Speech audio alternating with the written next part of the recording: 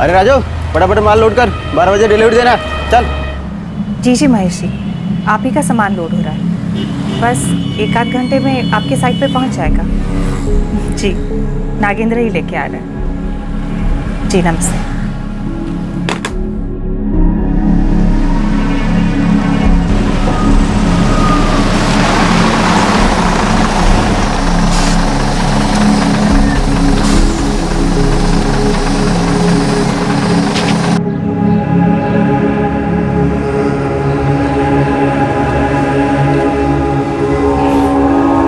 अबे मैं तो दीवार कूद के भाग गया वहां से, लेकिन वो सुधीर मोटा है ना, अबे वो गटर में गिर गया। क्या बात कर रहा है? इतनी बास मार रहा था, क्या बोले तुम लोग। मैं 1 मिनट में आ रहा हूँ।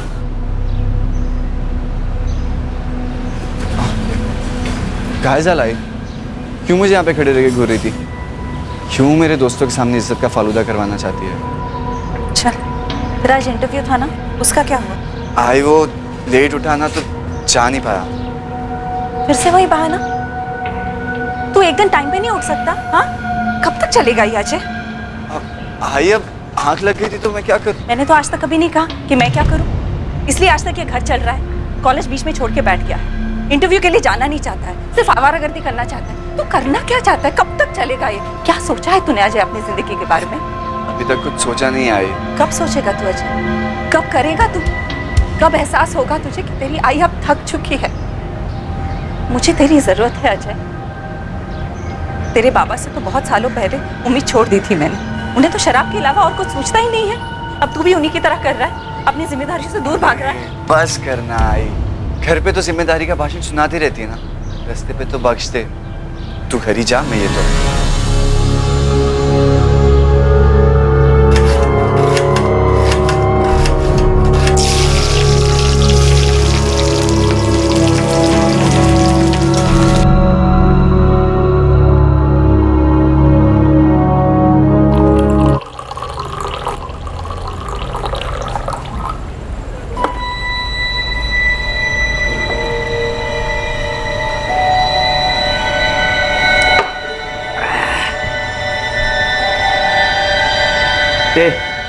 सुन, एक पौवा और पिला देख।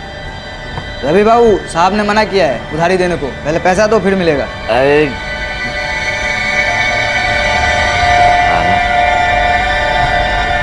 लगता है कविता ही बैठ गई इधर सेठ बन के। बस आज के बाद तुम दोनों को एक पैसा नहीं दूंगी। शर्म तो आती नहीं है तुम दोनों को? इतना मेहनत करके पैसे कमाती हूँ मैं और तुम दोनों उड़ा देते हो बस। तू अपने दोस्तों के साथ आवारगर्दी करने में और आप शराब में। कोई एहसास है अपनी जिम्मेदारी का? फिक्र है मेरी? गलती तुम दोनों की नहीं है, गलती तो मेरी है ना। ये घर मेरा है, पति मेरा है, बेटा मेरा है, यही सोच सोच के बस झेल रही हूँ तुम दोनों को। सच कहते हैं लोग, एक जिम्मेदार इंसान लापरवाह लोगों की जिम्मेदारी उठाना जब बंद कर देना, तब समझ में आती है कि जिम्मेदारी क्या होती है। काय रे आई, बस करना, खाते वक्त तो चैन से खाने। चुप, खरं बोलती थी तिला बोलू दे। हो का? कहता तो वळत का नहीं हो? हाँ, इतनी समझ में आती है तो सुधर क्यों नहीं जाते तुम? और तुझे ये मैं बार बार बोलती हूँ पसंद नहीं आता है ना? एक दिन ये बोलना भी बंद कर दूंगी, उस घर में रहना भी। फिर ढूंढ लाना किसी को जो तुम दोनों का ख्याल रखे और तुम दोनों को झेले भी। बस हो गया मुझे तो, और नहीं होगा अब मुझसे।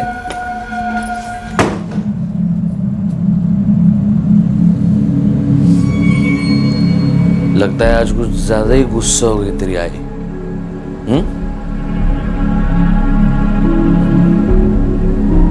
सचमुच ऐसा कुछ कर देगी तो बहुत तकलीफ हो जाएगी। उसकी कमाई पर चलती है अपनी जिंदगी। घबरू नको बाबा, आई खाली होल देती है, वो हमें छोड़ के नहीं जाएगी। तुम खाना खाओ।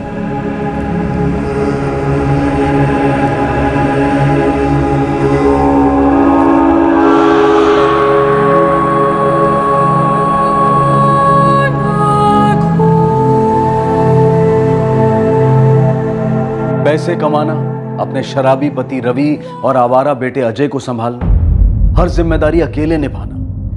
जिंदगी की इस गाड़ी को एक पहिए पर ढोते ढोते कविता थक चुकी थी। उसे एक परिवार चाहिए था, एक नॉर्मल परिवार, एक सुकून की जिंदगी। वो इस घुटन भरी जिंदगी को और नहीं सहना चाहती थी, वो इससे दूर जाना चाहती थी। कविता की अपने पति और अपने बेटे को छोड़कर जाने की बात महज धमकी नहीं थी, ये उसके अंदर की तड़प थी, उसकी अनकही आरजू थी अपनी जिंदगी को एक नई मंजिल देने की।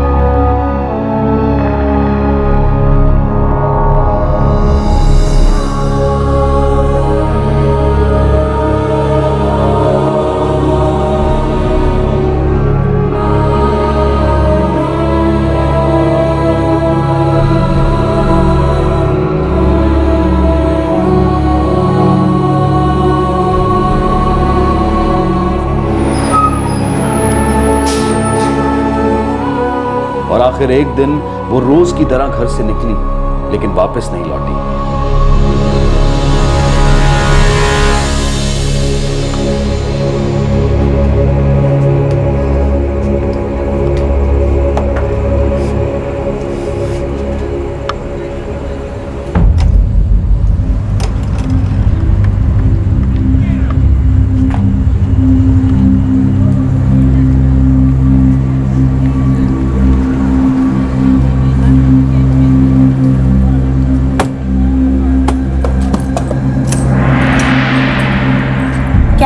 कविता आली गई इकडे? नहीं, वो यहाँ पर नहीं आई है। घर पे भी ताला लगा हुआ है, पता नहीं कहाँ चली गई हो। अच्छा हुआ, बेचारी की जान तो छूटी।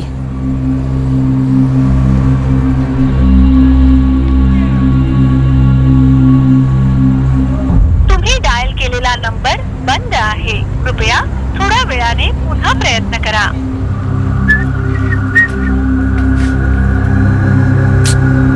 बाबा, बाबा उठो। अजय, आई अली। अरे नहीं, दरवाजे पे भी ताला लगा है। उठो तो, चाबी है मेरे पास। ये आई भी ना, खुद बड़ा जिम्मेदारी का भाषण देती रहती है, लेकिन खुद इतनी भी जिम्मेदार नहीं है कि कहीं बाहर जा रही है तो पड़ोस में चाबी दे के जाए। लो, खाना भी नहीं बना है। बाबा, लगता है आई ऑफिस से ही घर नहीं आई है अभी तक। मैंने फोन किया था उसको, बंद आ रहा है उसको फोन। ए अजय, तेरे पास पैसे ही पैसे, तेरे पास भूख लगी है बहुत। हाँ, जा जा जल्दी से खाने को लेके आ कुछ, बहुत भूख लगी है। तेरे माँ को भी आज का ही दिन मिला था तेरे से आने के लिए। जाना जल्दी, जब भूख लगेगा।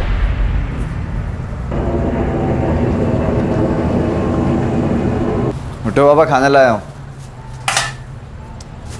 बाबा उठो, खाना लाया हूँ। बाबा, बाबा, बाबा उठो। आ गई तू कविता? आ गई? नहीं बाबा, आई नहीं आई। खाना लाया हूँ, चलो आओ, खा लो।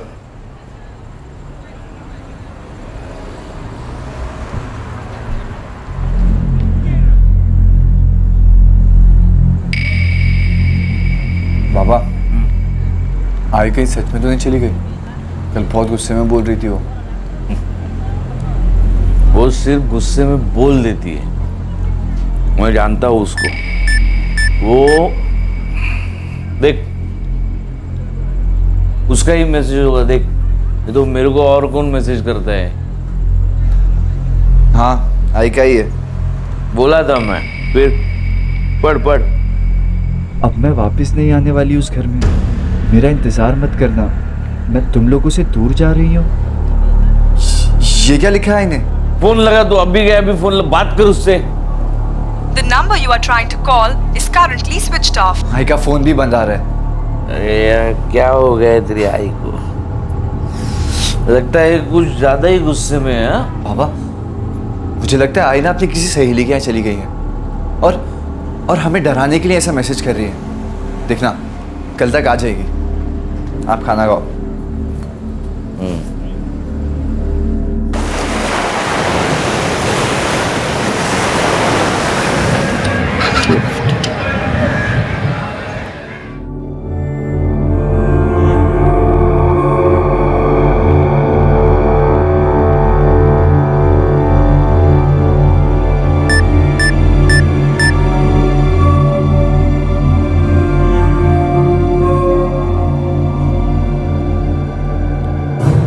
मैं अब नहीं आने वाली। मैं थक चुकी हूँ तुम दोनों से। जा रही हूँ तुम लोगों से दूर। मुझे अब चैन से जीने दो।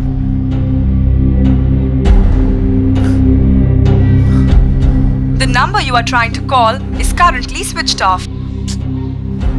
बाबा, बाबा, उठो बाबा, आई का मैसेज आया। हाँ? क्या लिखा है? आई अभी नहीं आएगी। उसने अब भी मैसेज में वही लिखा है कि वो हमसे तंग आ चुकी है और बहुत दूर जा रही है। तू फोन कर उसको, फोन कर तू। किया था बाबा, फोन भी बंद आ रहा है।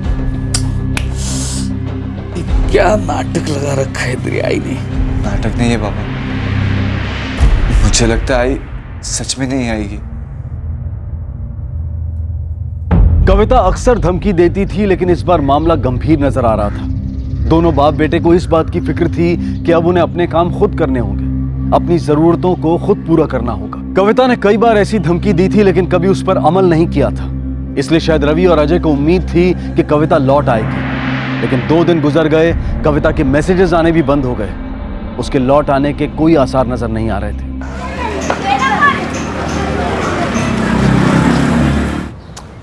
अजय, तेरी आई ऐसा नहीं कर सकती। हमें छोड़ के नहीं जा सकती वो। बाबा, आई शायद सच में हमसे बहुत तंग आ गई थी। देख, वो हमसे नाराज थी, मैं जानता था, लेकिन ऐसे बिना बताए अचानक कैसे जा सकती है वो? उसका सारा सामान यहीं पर है, कपड़े यहीं पर है। कुछ लेके गई क्या वो साथ में? नहीं। फिर मुझे यकीन है वो आ जाएगी। बाबा, आप ऐसा कैसे कह सकते हैं? आई तो हमसे बात भी नहीं कर रही, फोन भी बंद करके बैठी है। देख, हम उसकी राह देखते ऐसे ही यहाँ पे बैठे नहीं रह सकते। हमें ढूंढना होगा तेरी आई को। लेकिन बाबा, ढूंढेंगे कहाँ? क्या तुम दोनों को नहीं मालूम कि वो कहाँ काम करती हैं? कविता जी ने तुम दोनों को 2 मैसेज भेजे और उनमें लिखा है कि वो तुम दोनों से थक चुकी हैं, इसलिए घर छोड़कर चली गई। साहब, मैं मानता हूं कि मैं अच्छा पति नहीं हूं। इतने सालों में कभी नहीं बन पाया। मेरा बेटा भी मेरी तरह जिम्मेदारियों से भाग रहा था, लेकिन वो नाराज चाहे कितनी भी हो साहब, लेकिन वो इस तरह घर छोड़ के नहीं जा सकती। हो सकता है अपने माँ बाप के यहाँ चली गई हो या फिर किसी रिश्तेदार के यहाँ। नहीं साहब, हमारे सिवा उसका कोई नहीं है। ये भी तो हो सकता है कि अपनी किसी सहेली के यहाँ चली गई हो। और जाहिर सी बात है, तुम दोनों तो उनकी किसी सहेली को जानते नहीं होंगे। वैसे भी उनका इस तरह से चले जाना कोई ताज्जुब की बात तो है नहीं। तुम्ही ने बताया कि वो कई बार ऐसे चले जाने की धमकी दे चुकी थी। हाँ साहब, आई ऐसा कहती जरूर थी, लेकिन सिर्फ हमें डराने के लिए। और हम जैसे भी थे, आई को फिक्र थी हमारी। मुझे नहीं लगता कि आई हमें ऐसे छोड़ के जा सकती है। शायद यही भूल थी तुम्हारी, क्योंकि तुमने अपनी आई की बातों को कभी सीरियसली लिया ही नहीं। आप ठीक कह रहे साहब, बिल्कुल ठीक कह रहे, लेकिन मुझे डर इस बात का है कि कहीं कविता ने कुछ कर न लिया हो, या फिर उसके साथ कुछ उल्टा सीधा ना हो गया हो साहब। देखो, पहली बात, तुम्हारी पत्नी, तुम्हारी आई एक 42 साल की पढ़ी लिखी समझदार औरत है। दूसरी बात, उन्हें हक है अपनी जिंदगी के फैसले लेने का, और ये फैसला लेने की वजह तुम दोनों ने ही उन्हें दी है। ये बात उन्होंने अपने मैसेज में कही है। इसलिए उन्होंने कुछ गलत कर लिया हो या उनके साथ कुछ गलत हो गया हो, ये मानना बहुत मुश्किल है। साहब, 3 दिन से कविता घर वापस नहीं आई, तब जाके एहसास हुआ कि हमें कितनी जरूरत है उसकी, हम कितने निर्भर है उसके ऊपर। हमने उसकी कद्र कभी नहीं की साहब। आई ने मुझे भी बहुत समझाया था, बिंदियां की थी, लेकिन मैं स्वार्थी हो गया था, कभी उनकी तकलीफ ही नहीं दिखी। चलो, अच्छी बात है, तुम दोनों को अपनी गलतियों का एहसास तो हुआ। अब कविता जी को भी उनकी जिंदगी अच्छे से जीने दो। अगर उन्हें कभी लगेगा कि उन्हें वापस आना चाहिए तो वो खुद वापस आ जाएंगे। साहब, इस बात का तो डर है मुझे कि अगर वो वापस आई ही नहीं तो। और देवा शपथ साहब, ये डर इसलिए नहीं कि हमें उसकी जरूरत है, बल्कि इसलिए कि क्योंकि हमें फिक्र है उसकी। साहब, आप ही सोचो, जैसा भी था, लेकिन 20-22 साल का रिश्ता था साहब। ऐसे 2 मैसेजेस में कैसे खत्म हो सकता है साहब? मुझे सच में डर लग रहा है कि ऐसी जिंदगी से थक हार कर कहीं उसने खुद के साथ कुछ कर न लिया हो। एक काम करो, कविता जी के फोटोग्राफ्स और उनकी डिटेल्स हमें दे दो, हम पूरी कोशिश करेंगे उन्हें ढूंढने की। वाटकर, इस औरत की फोटो और डिटेल्स सभी पुलिस स्टेशन और अस्पताल में भेजो। 9 जुलाई से आज तक के सारे रिकॉर्ड चेक करो, शायद कहीं कोई एक्सीडेंट का केस रजिस्टर हुआ हो।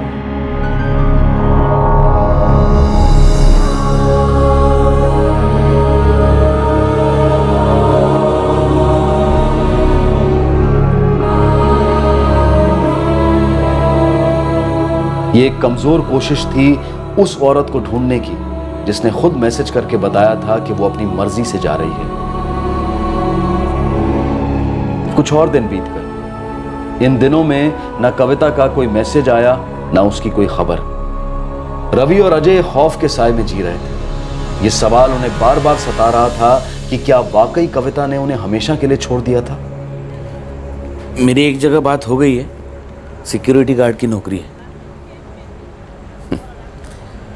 बड़ी मुश्किल से माना उसने, यकीन ही नहीं कर रहा था कि मैंने पीना छोड़ दिया है। मुझे भी एक कोरियर कंपनी में डिलीवरी बॉय का काम मिल गया है। हमने तेरी आई को बहुत दुख दिया अजय। मैं जब भी सोचता हूँ ना इसके बारे में कि वो सच में हमसे तंग आकर चली गई है, तो सिर्फ एक ही जवाब मिलता है, नहीं, ती आपल्याला अशी सोडून नहीं जाऊ शकत, ऐसे नहीं जा सकती वो।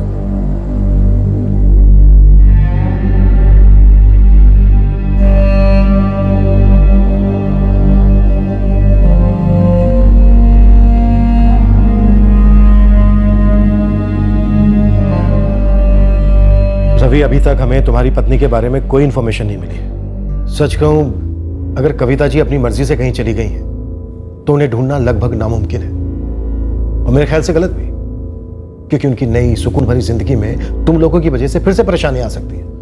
मैं कविता को इसलिए नहीं ढूंढ रहा हूं साहब क्योंकि वो उस नर्क में हमारे पास वापस आ सके। मैं सिर्फ तसल्ली करना चाहता हूं कि वो सही सलामत है भी या नहीं, और हो सके तो उससे माफी मांगना चाहता हूं।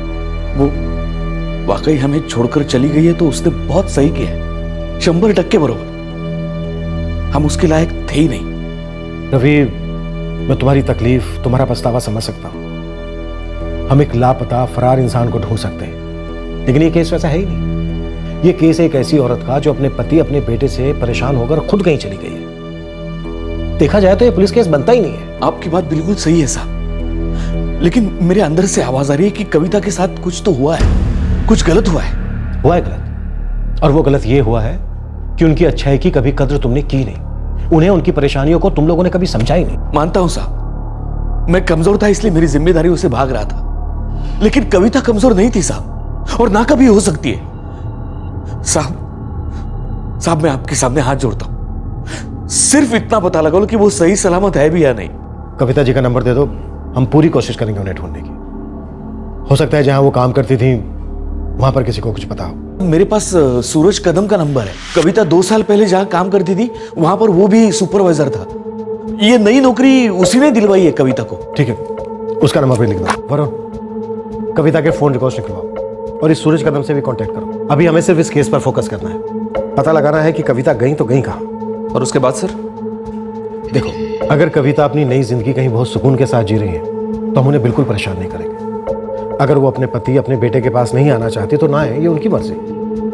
उनके पति को भी अपने किए पर पछतावा है। वो सिर्फ ये जानना चाहता है कि क्या वाकई में उसकी पत्नी उसे छोड़कर चली गई। हमें भी बस यही पता करना है। अब पुलिस ने कविता जाधव की तलाश शुरू की। उन्हें यह पता लगाना था कि क्या कविता अपनी मर्जी से घर छोड़कर गई थी। अब देखना यह था कि यह तहकीकात पुलिस को कहां ले जाने वाली थी। ये सब गिन के गोडाउन में रख देना और साइन ले लेना। हेलो, मिस्टर सूरज कदम? जी हाँ, मैं वर्मा नगर पुलिस स्टेशन से सब इंस्पेक्टर वरुण आप्टे बोल रहा हूँ। जी कहिए। आप कविता जाधव को जानते हैं? हाँ बिल्कुल जानता हूँ। बात क्या है सर? जी मेरी रवि से बात हुई थी, उसने बताया कि कविता घर छोड़कर चली गई है। आप कविता को कितनी अच्छी तरह से जानते हैं? कविता बहुत भली औरत है और मेहनती भी। मैं पहले जिस फैक्ट्री में सुपरवाइजर का काम करता था, कविता वहाँ एडमिनिस्ट्रेशन डिपार्टमेंट में काम करती थी और वो फैक्ट्री बंद होने वाली थी।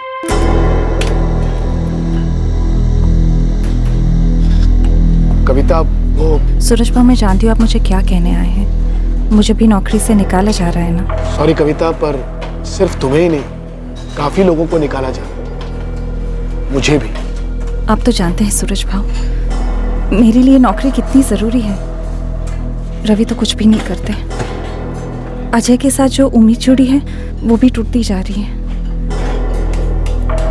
कॉलेज में 2 बार फेल हो चुका है वो, फिर भी पढ़ा रही हूँ उसे कि कैसे तो करके ग्रेजुएशन तो पूरा कर ले। 6 सालों से कविता उस फैक्ट्री में काम करती थी। और आप तभी से उसे जानते हैं? नहीं सर, उससे भी 2 साल पहले से। आपको पता है कि वो काम कहाँ करती थी? हाँ सर, मैंने उसे वहां काम दिलवाया था। कहाँ? 7 रेनबोज पेंट डीलर्स में। दीपेश पाटिल? हाँ, मैं जानती हूँ उन्हें, वो मार्केटिंग डिपार्टमेंट में थे ना? हाँ हाँ वही। उसने अपनी खुद की पेंट डीलरशिप शुरू की और उसे ऑफिस एडमिनिस्ट्रेशन के लिए एक्सपीरियंस्ड और एफिशिएंट एडमिन की जरूरत है। उसने मुझसे पूछा तो मुझे फौरन तुम्हारा ख्याल आया। इंटरेस्टेड हो इस जॉब में? ये भी कोई पूछने की बात है सुरेश भाऊ? मैं तो जल्द से जल्द काम शुरू कर देना चाहती हूँ। और कविता ने दीपेश के वहां काम करना शुरू कर दिया। आप मुझे दीपेश का नंबर दे सकते हैं? Sure sir. अरे राजू, फटाफट हाथ बढ़ा, सारा माल लोड कर। रुका है सब, चल फटाफट, ये भी सब लोड कर। ये सब। हेलो, दीपेश पाटिल? जी बोल रहा हूँ। मैं सब इंस्पेक्टर वरुण आप्टे, वर्मन नगर पुलिस स्टेशन से। जी सर, कहिए। आपसे कुछ बात करनी है मिस्टर पाटिल। जरूर सर। मुझे सूरज का फोन आया था, वो बता रहा था कि आपको कविता के बारे में कुछ जानकारी चाहिए। चौल में सभी को कविता के बारे में पता चल गया था मैडम। अच्छा हुआ कि वो घर छोड़ के चली गई। एक तो उसका पति बेवड़ा और दूसरा उसका बेटा 1 नंबर का आवारा निकल गया था। सुना है अच्छे घर से थी वो, अपने माता पिता की इकलौती औलाद थी। इसके माँ बाप कहाँ रहते हैं? कहाँ रहते थे पता नहीं, और अब तो उन्हें गुजरे हुए भी सालों हो गए होंगे। और इसके पास अपना कहने को पति और बेटा ही तो था, शायद इसीलिए सब कुछ झेलती थी। और इसका पति पहले से ही ऐसा था, 17-18 सालों से देखता आ रहा हूँ, पीने के लिए ही जीता था। और सुना है आजकल कहीं सिक्योरिटी का काम कर रहा है।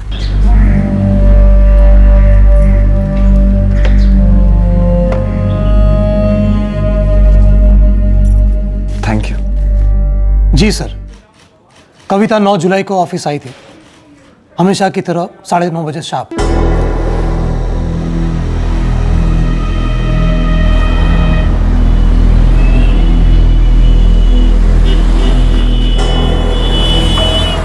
काम कितना भी ज्यादा हो पूरा करके ही जाती थी।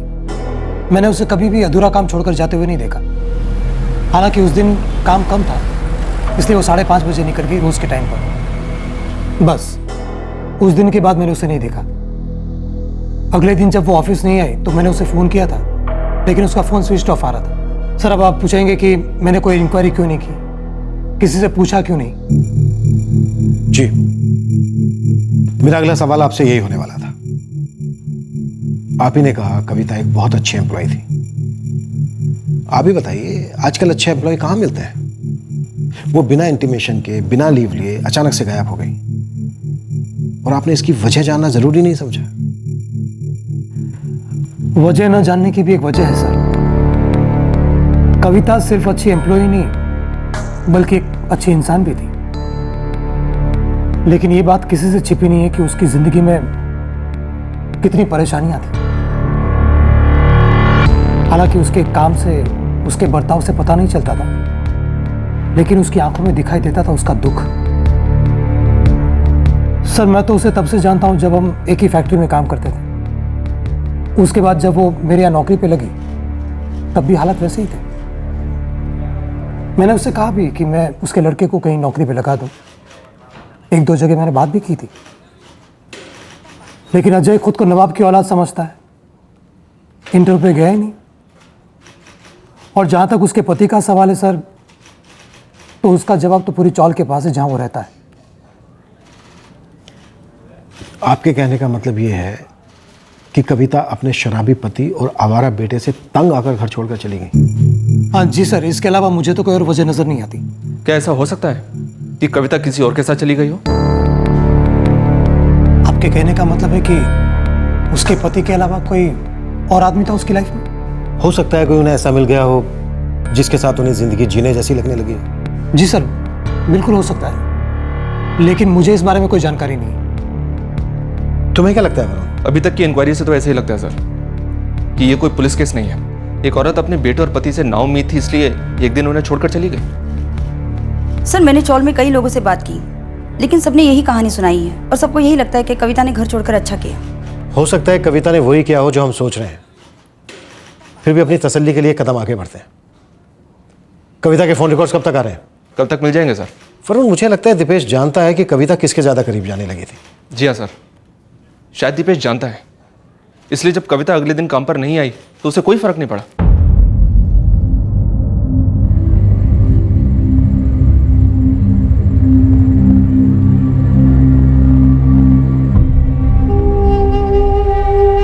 इतने सालों से ज्यादती पे ज्यादती करता आया हूं तेरी आई पर। समझता था लेकिन स्वार्थी हो चुका था। एहसास ही नहीं होता था कि मेरी खुदगर्जी की वजह से मैं उसका चैन, उसका सुकून सब छीन रहा हूं। और आज जब वो नहीं है तो मजबूरन ये सब करना पड़ रहा है। काश वो वापस आ जाए और मैं उससे माफी मांग सकूं, उसे वो जिंदगी दे सकूं जो वो हमेशा से चाहती थी। मुझे लगता है आई का जाना जरूरी था, हमें अपनी जिम्मेदारियों का एहसास दिलाने के लिए। लेकिन बाबा, बस एक बार आई वापस आ जाए बाबा। मैं आई को कभी शिकायत का मौका नहीं दूंगा, उनकी हर बात मानूंगा।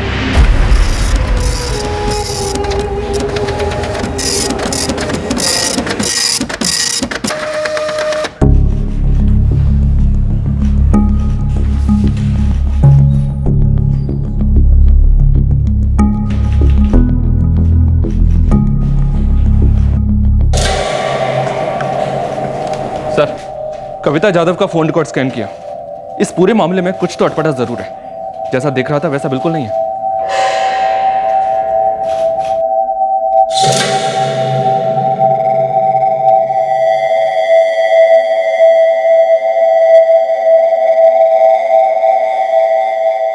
सेफ्टी के तौर पर सभी के फोन रिकॉर्ड्स निकलवाए सर। कविता के अलावा उसके पति रवि, उसके बेटे अजय और कविता के बॉस दीपेश पाटिल के भी। 9 जुलाई की रात को 10:30 बजे कविता ने जो मैसेज किया था सर, वो मुंबई से ही किया था। लेकिन कविता ने अगले दिन सुबह जो दूसरा मैसेज किया था वो गणपति पुले से किया था। अटपटा किसके फोन रिकॉर्ड्स में नजर आ रहा है?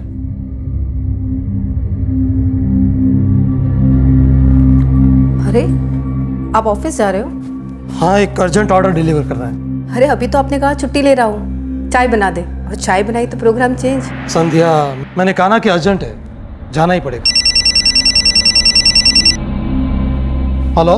हेलो दीपेश जी, इंस्पेक्टर शेखर दीक्षित बोल रहा हूँ। जी सर, कहिए। उस दिन आपने हमें बातें तो बहुत बताई, लेकिन अधूरी थी। कुछ जरूरी बातें तो रह ही गई। अच्छा, ऐसा है तो मैं फिर से आ जाता हूँ। मुझे लगा ही था कि दोबारा बुलाएंगे। देखा, काम पे नहीं गया तो फोन से चिपके रहना पड़ेगा। उससे अच्छा मैं चला ही जाता हूँ, चाय तुम पी लेना।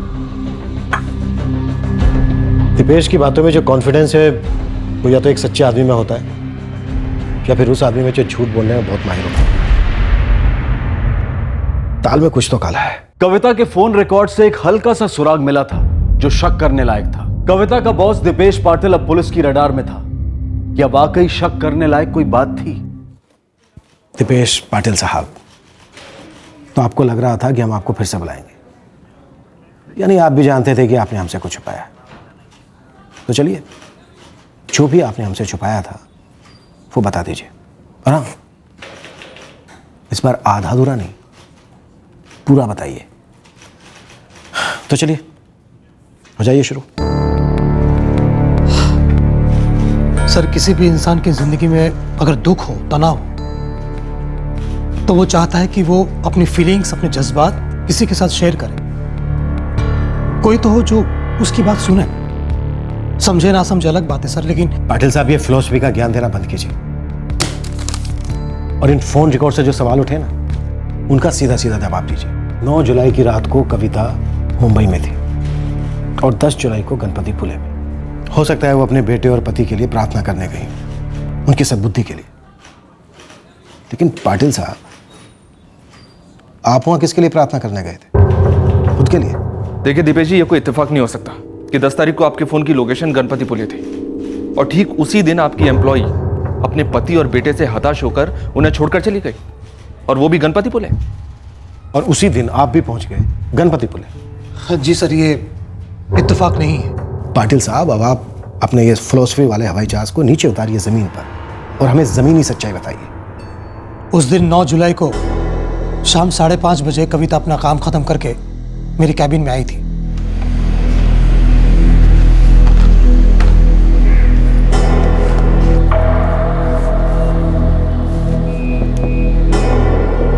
दीपेश जी, मैं आ सकती हूँ? आओ कविता, आओ।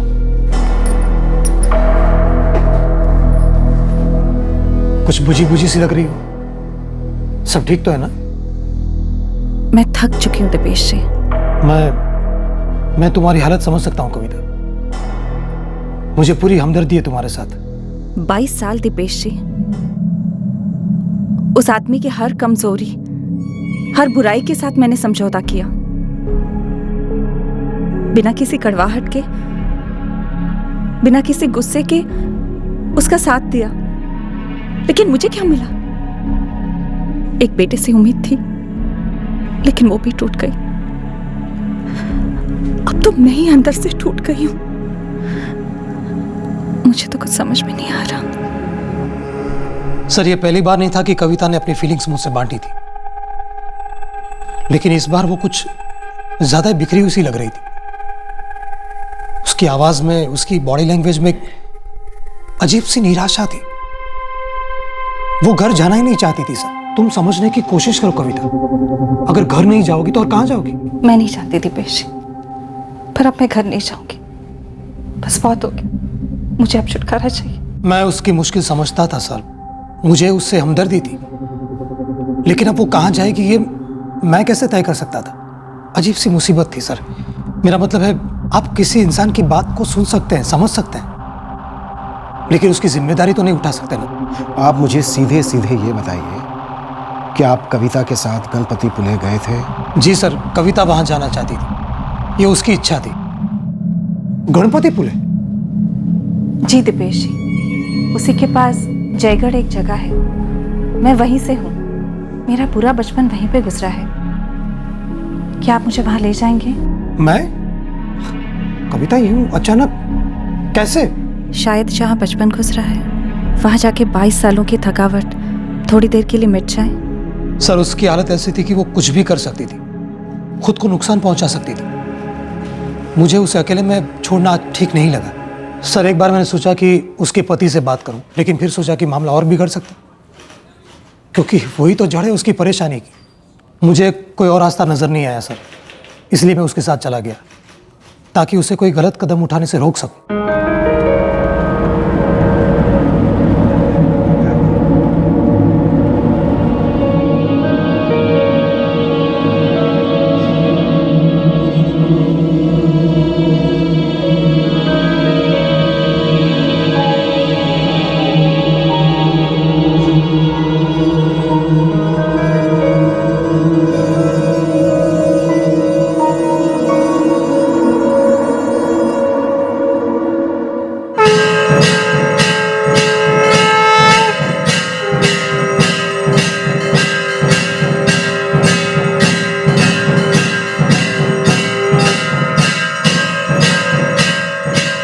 सर, दर्शन करने के बाद उसे थोड़ा सुकून मिला। अब इतने सालों की फ्रस्ट्रेशन कुछ देर में तो नहीं मिट सकती, लेकिन फिर भी वो पहले से काफी शांत नजर आ रही। वो कुछ देर समंदर किनारे बैठना चाहती थी।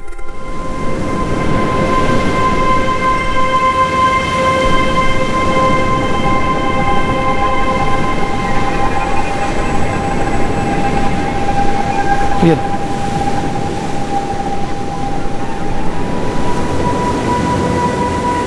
तुम ठीक हो? कविता, मेरे ख्याल से अब चलना चाहिए। मैं जानता हूं तुम वापस नहीं जाना चाहती, लेकिन मुझे ऐसा लगता है कि तुम्हारा पति और बेटा भी तुम्हारी राह देख रहे हो, फिक्र कर रहे हो। ऐसा होता है, किसी के जाने के बाद उसकी अहमियत ज़्यादा समझ में आती है। मेरी फैमिली भी सोच रही होगी। मैं घर के मंदिर में नहीं जाता, अचानक दर्शन करने गणपतिपुले कैसे चला गया? आप अपने फैमिली से खुश हैं? हाँ। चलो अच्छा है, कोई तो खुश है। दीपेन जी, मुझे एक 10 मिनट दीजिए, मैं अभी आती हूँ। लेकिन कहाँ जा रही हो? ऐसी जगह जहाँ 10 मिनट सुकून से बैठ सकूं, जहाँ कोई ना हो। अरे घबराइए मत, बस यही पास में ही है। बचपन में वहाँ अक्सर जाया करती थी। अब इतना दूर आए हैं तो सोचा बचपन की यादों को थोड़ा फिर से जी लूँ। ठीक है, लेकिन ज़्यादा देर मत करना, हमें रात होने से पहले मुंबई पहुँचना है।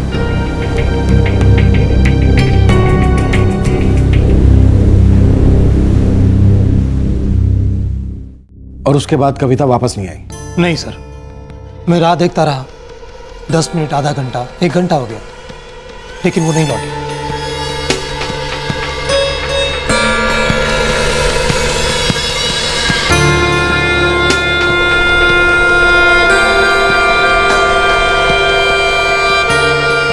मैडम, मेरे साथ जो लेडी आई थी कविता, वो आई थी चाबी लेने? नहीं सर, चाबी तो यहीं पे रखी हुई है।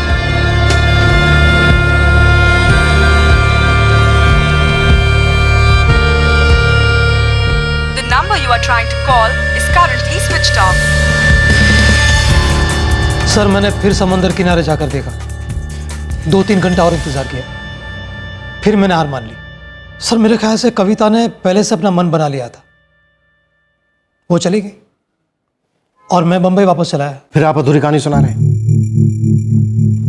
कविता आपके साथ गणपतिपुले गई, वो वहां से गायब हो गई, कहीं चली गई, ये बात आपको काफी टेंशन वाली नहीं लगी? आप चुपचाप मुंबई वापस आ गए और भूल गए उसे। सॉरी सर, मैं एक बात क्लियर करना चाहता हूं, कविता मेरे साथ नहीं आई थी, मैं कविता के साथ गया था। आप इस बात को किसी भी नजरिए से देखें, आपकी जिम्मेदारी कम नहीं हो जाती है मिस्टर पाटिल।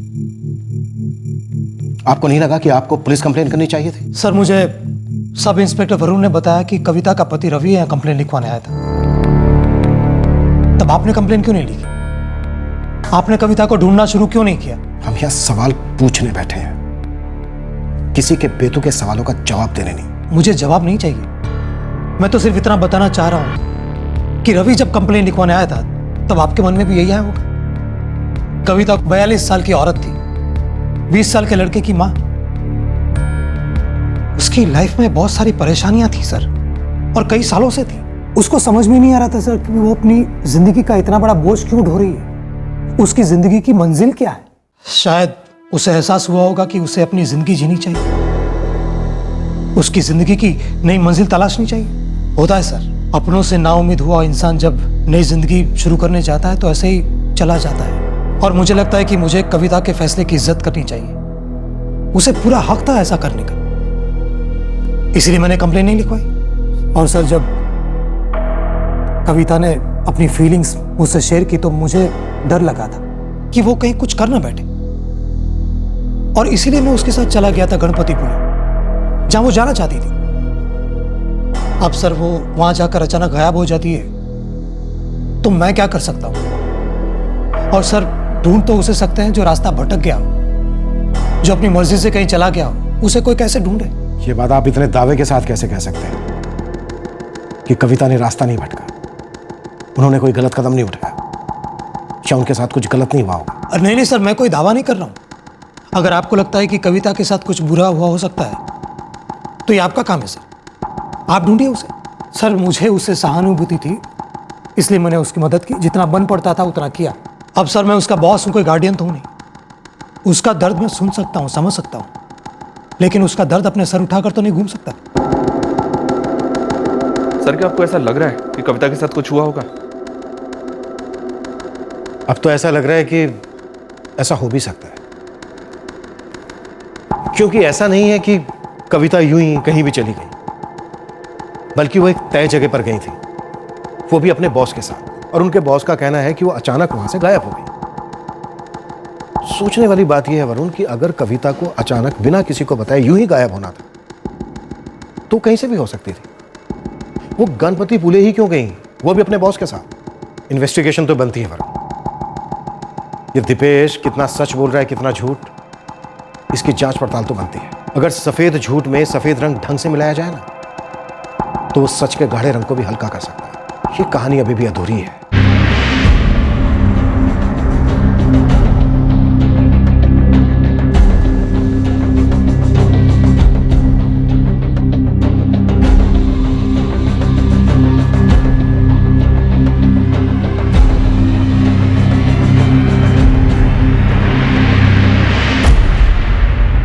कविता को जानने वाला हर शख्स कविता की परेशानी जानता समझता था। उसका दुख, उसकी तकलीफ, उसकी दुर्दशा, कि यही वजह थी कविता के इस रहस्यमय तरीके से गायब हो जाने की?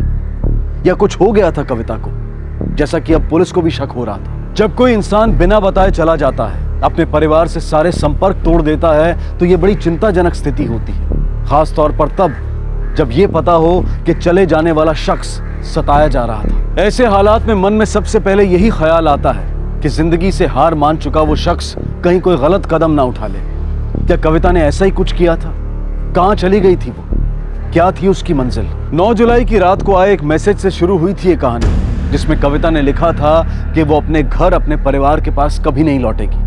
और अब पता चला था कि उस रात को वो मुंबई से गणपतिपुले गई थी अपने बॉस दीपेश पाटिल के साथ, और अगले दिन 10 जुलाई को वहां से बिना बताए कहीं चली गई थी। आखिर क्या हुआ था उस दिन? वरुण, कविता गणपतिपुले गई थी ये तो तय है, और दिपेश का कहना यह है कि कविता के वहां साथ गई थी। हो सकता है ऐसा ही हो, लेकिन क्या वहां पर वही हुआ जो दिपेश ने हमसे कहा? सर, मैंने रवि से भी बात की थी, उसने भी यही कहा था कि कविता गणपतिपुले के पास की जयगढ़ गांव को बिलोंग करती है। हालांकि अब वहां उसका कोई रिश्तेदार नहीं है। वरुण, याद है जब हमने दिपेश की पहली क्वेश्चनिंग की थी तो हमने उससे पूछा था, क्या ऐसा हो सकता है कि कविता किसी और के साथ चली गई हो? आपके कहने का मतलब है कि उसके पति के अलावा कोई और आदमी था उसकी लाइफ में? सर, कहीं ऐसा तो नहीं कि ये दूसरा आदमी कोई और नहीं बल्कि दीपेश ही हो?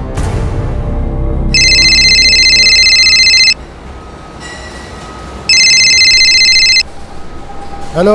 हाँ सूरज भाऊ, मैं रवि, कविता का पति। हाँ बोला। सूरज भाऊ, आप कविता को इतने सालों से जानते हैं, आप ये भी जानते हैं कि मैं उसका अच्छा पति कभी नहीं बन पाया। रवि, साफ साफ बोलो, बात क्या है? सूरज भाऊ, क्या कविता का किसी दूसरे आदमी के साथ कोई रिश्ता था? देखो, कविता को मैं सिर्फ उसके काम से जानता था, और ये उसकी पर्सनल लाइफ है जिसके बारे में उसने कभी मुझसे कुछ नहीं कहा। लेकिन आप ही ने उसे दीपेश पाटिल के यहाँ काम दिलवाया था ना, तो आपने खुद कविता की सिफारिश की थी या दीपेश पाटिल ने आपसे बात की थी? दीपेश ने कुछ नहीं कहा था, मैंने ही कविता का नाम रिकमेंड किया था। और अगर तुमने ये जानने के लिए फोन किया है कि दीपेश और कविता के बीच में अफेयर था या नहीं, तो तुम गलत आदमी से पूछ रहे हो।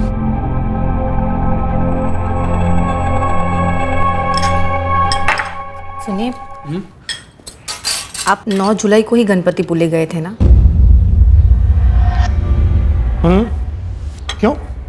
तुम्हें बताया तो था, क्यों पूछ रही है? मैंने पुलिस पूछ रही थी, किसी सब इंस्पेक्टर आपटे का फोन आया था, पूछ रहे थे कि आप गणपतिपुले गए थे, वो बात मुझे पता थी या नहीं। तो तुमने क्या कहा? यही कि मुझे पता था, पर ये पुलिस आजकल आपको इतना परेशान क्यों कर रही है? वो हमारे ऑफिस में एक औरत थी ना, कविता जाधव, वो अचानक फैमिली को छोड़कर कहीं गायब हो गई, उसी की इंक्वायरी चल रही है। आप उसी के साथ गणपतिपुले गए थे ना? हाँ। देखो कविता, अब तुम अपना डेली सोप वाला दिमाग लगाकर कुछ उल्टा सीधा मत सोचने लगे। कविता एक भली औरत थी, उसकी लाइफ में बहुत सारी परेशानियां थी।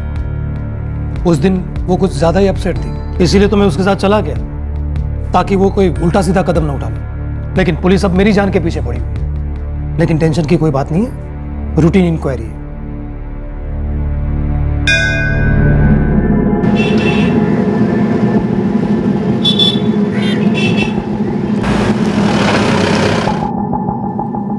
नौ जुलाई को दीपेश पाटिल और कविता जाधव ने जब चेक इन किया तो आपने उनके आईडी प्रूफ तो लिए ही होंगे? यस सर, फाइल में होंगे, मैं अभी आपको ढूंढ कर देती हूँ।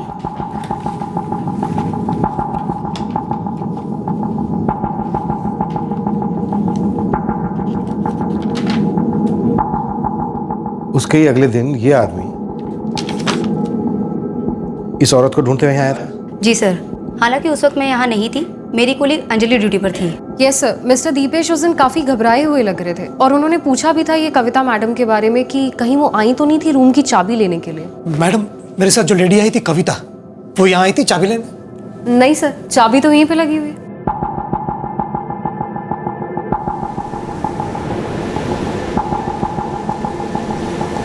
ये ध्यान से देख। नारियल की तरह मेरे को सबके शकल भी एक जैसी लगती है।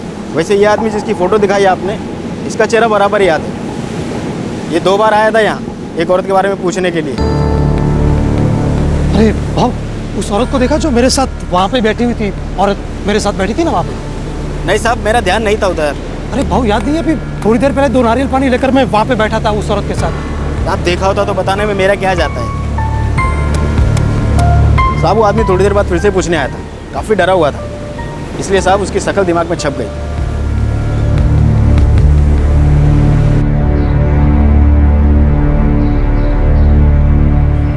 दीक्षित साहब, आपका मैसेज मिलते मैंने पूरे गांव की छानबीन की, लेकिन कविता जाधव के बारे में कोई जानकारी नहीं मिली। हाँ, वो थी इसी गांव की, लेकिन अब उसका कोई रिश्तेदार यहाँ नहीं रहता।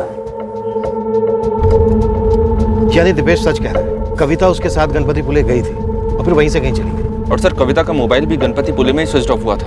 गवाह और सबूत दोनों से यही साबित हो रहा है।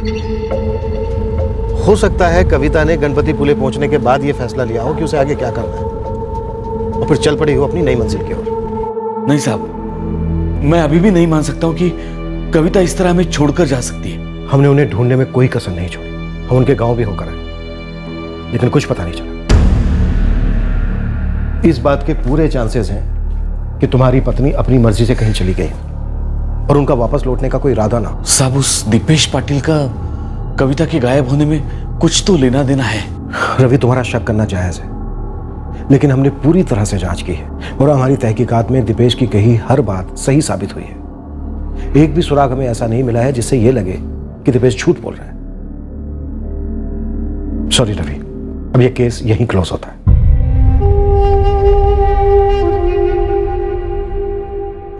अपनी उदासी को समेटे रवि फिर से काम पर लग गया। कविता के जाने के बाद उसमें आया बदलाव बरकरार रहा। अजय भी काम में मन लगा रहा था। कविता की गैर मौजूदगी ने उसके पति को अपनी जिम्मेदारियों का एहसास करवाया और उसके बेटे को भी। दोनों को बेहद दुख था कविता को इस तरह से खो देने का। कविता की कमी तो खल रही थी, लेकिन सबकी जिंदगी अपनी गति से चलती रही। हालांकि एक सवाल सबके मन में रह रह कर उठता था, आखिर कविता थी कहां? सर, वरुण को बुलाओ। जी सर। वरुण, कविता जाधव केस में कोई अपडेट हुई?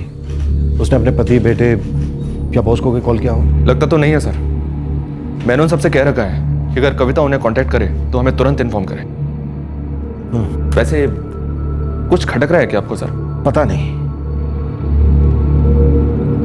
इस केस के बारे में जब भी सोचता हूं हमेशा ये केस मुझे अधूरा ही लगता है। 9 जुलाई को एक औरत बिना बताए अचानक कहीं चली गई। फिर वो अपने पति के मोबाइल पर एक मैसेज भेज दिए कि वो अब कभी नहीं आएगी, और फिर उसके अगले दिन 10 जुलाई को वापस मैसेज भेज दिए। क्यों? दोबारा मैसेज भेजने की क्या जरूरत थी? मुझे लगता है सर, शायद कविता के लिए यह फैसला लेना आसान तो नहीं रहा होगा। उसने जब पहला मैसेज भेजा होगा तो उस वक्त वो श्योर नहीं होगी। वो शायद अपने फैसले पर दोबारा सोचना चाहती होगी, और अगले दिन उसने तय कर लिया कि उसे क्या करना है।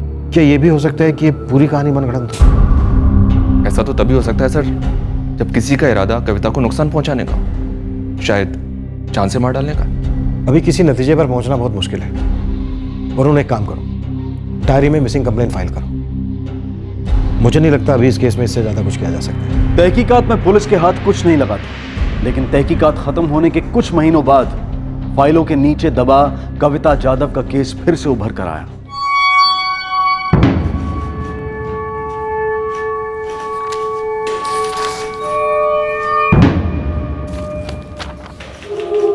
कविता जाधव, उम्र 42 साल, हाइट 5 फुट 3 इंच, 9 जुलाई 2015 से लापता। उम्र 38 से 46 के बीच, हाइट 5 फुट 3 इंच। सर, मुर्दाघर से एक सर्कुलर आया है लावारिस लाशों के दाह संस्कार के बारे में। तो सर, मैं सबकी डिटेल पढ़ रहा था, तभी मेरे ध्यान में कुछ आया। क्या उसमें ऐसा कोई है जो हमारे किसी केस से जुड़ा है? सिमिलरिटीज तो हैं। उम्र और हाइट के साथ साथ पहनावा भी मैच कर रहा है। मरने वाली औरत ने भी साड़ी पहन रखी है। रवि ने भी हमसे यही बताया था कि कविता जाधव हमेशा साड़ी पहनती थी, है ना? Right sir. ये बॉडी 29 जुलाई को मिली थी ना? जी हाँ सर। और डायरी में मिसिंग कंप्लेंट फाइल की थी हमने 21 जुलाई को, और शायद उसी दिन हमने इस केस को आखिरी बार डिस्कस भी किया था। वरुण, इस केस में हमसे कुछ छूट तो नहीं गया?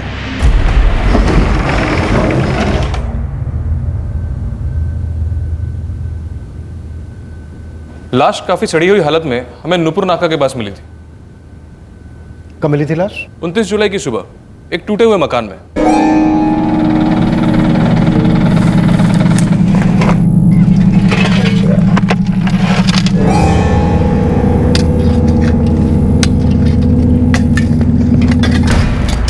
ये देखा।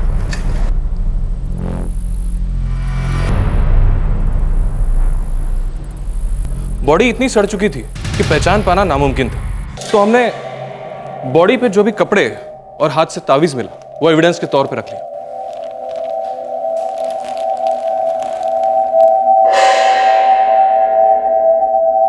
एग्जैक्ट दिन कह पाना बड़ा मुश्किल है। लाश काफी बुरी तरह से सड़ चुकी थी।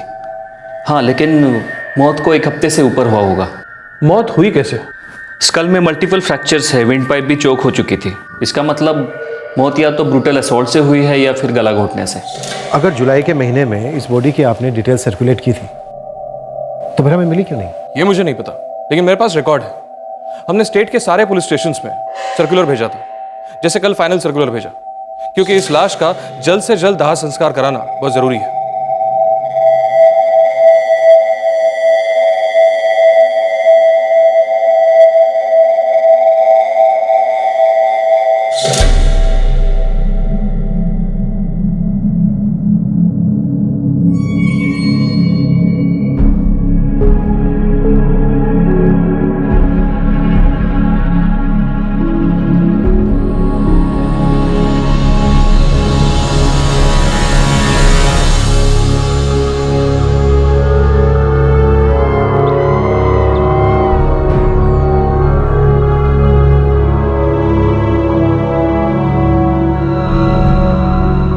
तुझे ये मैं बार बार बोलती हूँ पसंद नहीं आता है ना?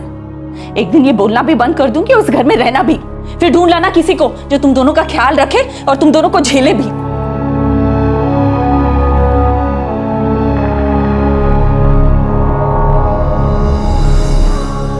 हाँ साहब, वो कविता ही थी, मेरी बीवी। साहब, आईने खुदकुशी की थी? नहीं, पोस्टमार्टम रिपोर्ट के मुताबिक उन्हें मारा गया, हत्या की गई थी उनकी। आप दोनों ने तावीज और साड़ी देखकर उनकी पहचान तो कर ली है, फिर भी हमें डीएनए टेस्ट करवाना होगा। साहब, उस दिपेश का हाथ है इसमें। उसकी एक भी बात पे मुझे पहले से यकीन नहीं था। मैं कविता को 22 सालों से जानता हूं साहब। वो इस तरह हमें छोड़ के नहीं जा सकती। वो उस दिपेश के साथ इतनी दूर इस तरह क्यों जाएगी? हाँ साहब, बाबा बिल्कुल सही कह रहे। आज ऐसा कभी नहीं कर सकती। सब वो दीपेश को छोड़ना मत। उसकी हर बात झूठी है साहब। उसी ने मारा है कविता को, उसको छोड़ना मत साहब।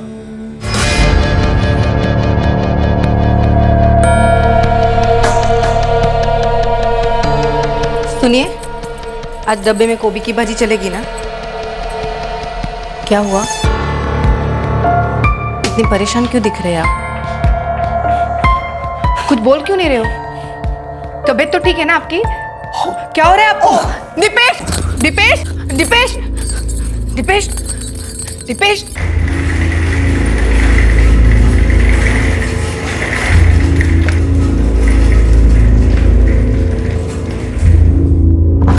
सर, दीपेश पाटिल को हार्ट अटैक आया है। क्या? जी हाँ सर, माइल्ड अटैक है, फिलहाल आईसीयू में है वो। खतरे की कोई बात नहीं है, बहुत ही माइल्ड अटैक था। डॉक्टर, हम दीपेश पाटिल से कुछ सवालात करना चाहते हैं। आपके हिसाब से कब मुनासिब होगा? अगले 48 घंटों तक हम उन्हें ऑब्जर्वेशन में रखने वाले हैं। अगर सब नॉर्मल रहा तो 2 से 3 दिन बाद आप अपनी कार्रवाई कर सकते हैं। वरुण, मुझे लगता है दीपेश और कविता के बीच सिर्फ बॉस और एम्प्लॉय का रिलेशन नहीं था, जैसा कि दीपेश ने कहा। सर, दीपेश का कहना था कि कविता गणपति पुले से गायब हुई थी, जबकि उसकी लाश मिली पनवेल से। हो सकता है दोनों वापस लौटे हों। ये दीपेश हमें पूरी कहानी नहीं सुना रहा है। हालांकि कविता के फोन रिकॉर्ड्स से तो ये नहीं लगता कि वो मुंबई वापस लौटी थी। सर, एक ऐसे अजीब सा थॉट मेरे दिमाग में आया है। क्या ऐसा नहीं हो सकता कि एक शराबी निकम्मे पति को पता चला कि उसकी बीवी किसी के साथ चली गई है, अब वो वापस कभी लौट कर नहीं आएगी। इस बात पे उसे गुस्सा आया, उसने अपनी पत्नी को ढूंढा और मार दिया। उसके बाद हमारे पास आया FIR लिखवाने। वरुण, हम कोई भी पॉसिबिलिटी रूल आउट नहीं कर सकते। लेकिन रवि अपनी पत्नी को क्यों मारेगा? वो तो पूरी तरह से अपनी पत्नी के ऊपर निर्भर था। उसको तो ये तक नहीं मालूम था कि उसकी पत्नी काम कहाँ करती है। शुरुआत में ऐसा लग रहा था कि कोई केस ही नहीं था, एक औरत का निजी फैसला था जो अपनी पारिवारिक जिंदगी से तंग आकर कहीं चली गई थी। फिर एक मोड़ पर हल्का सा मिसिंग केस का एंगल जुड़ा, लेकिन अब कविता की लाश के पोस्टमार्टम के बाद यह साबित हो गया था कि यह एक मर्डर केस है। लेकिन अब भी यह केस नतीजे से कोसों दूर था। कत्ल की वजह, कातिल और क्या हुआ था कविता के साथ, इसका पता चलना अभी बाकी था। क्या बात है पाटिल साहब, आज आप अपनी फिलॉसफी नहीं सुना रहे? हाँ? कोई बात नहीं, मैं सुनाता हूं। इंसान को अपने कर्मों की सजा इसी जन्म में भुगतनी पड़ती है और तुम्हें भी भुगतनी पड़ेगी। किस बात की सजा सर? आप तो ऐसे कह रहे हैं जैसे मैं कोई क्रिमिनल हूं। ये ठीक नहीं है सर। आखिर मेरा कसूर क्या है? यही ना कि मैंने कविता की मदद करनी चाहिए। वो कोई गलत कदम ना उठा रहे, इसलिए मैं उसे गणपति पुले ले गया जहां वो जाना चाहती थी। अब वो वहां से अचानक गायब हो गई तो मैं क्या कर सकता हूं? अब इतने समय बाद आप कह रहे हैं कि आपको उसकी लाश मिली है बंबई में, किसी ने मार डाला बेचारी को। लेकिन सर इससे मेरा क्या लेना देना? अभी भी तुम हमें पूरा सच नहीं बता रहे, और अगर तुमने मुझे पूरा सच... मेरा सच नहीं, आपकी तहकीकात अधूरी है सर। आप मुजरिम को पकड़ नहीं पा रहे, इसलिए आप मुझे फंसाने की कोशिश कर रहे हैं। उस जुर्म में जो मैंने नहीं किया किसी और ने किया हुआ।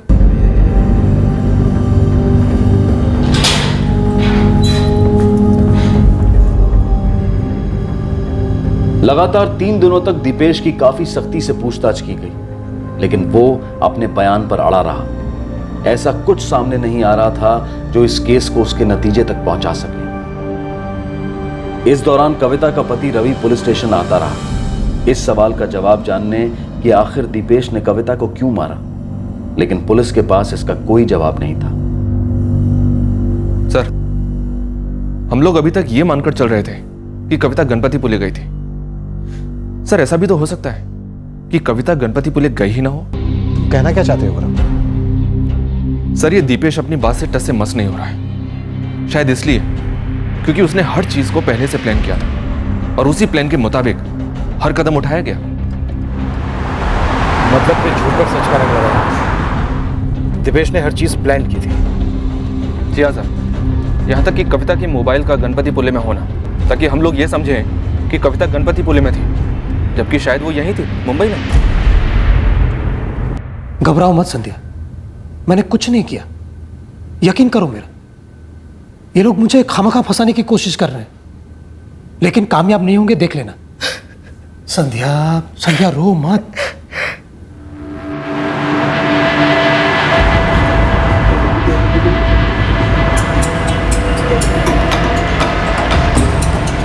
नो सर, हमारा छोटा सा होटल है और सीसीटीवी कैमरे हमारे यहाँ नहीं है। 9 जुलाई की रात को दीपेश पाटिल ने जब चेक इन किया तो ये औरत थी उसके साथ। सर, मिस्टर दीपेश यहाँ अकेले ही आए थे और दोनों आईडीज भी उन्हीं के पास थी, तो ये देखने की जरूरत ही महसूस नहीं हुई कि कोई औरत उनके साथ है भी या नहीं। अच्छा, मैं सारे बिल देखना चाहूँ।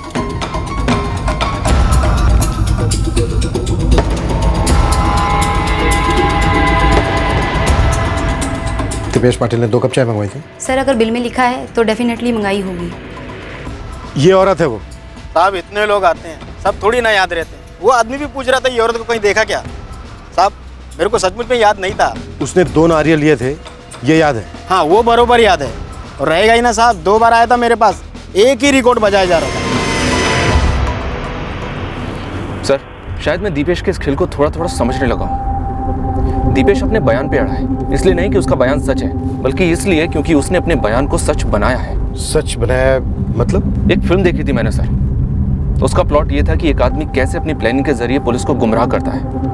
कैसे? वो सच का भ्रम क्रिएट करता है सर। सच और झूठ की ऐसे मिलावट करता है कि लोग उसके झूठ को सच मान लेते हैं। फिर वो अनजान लोगों को, मासूम लोगों को अपना मोहरा बनाकर अपने झूठ को सच साबित करता है, और वो लोग भी ये मान लेते हैं कि जो भी उन्होंने कहा वो सच है, जबकि वो था झूठ।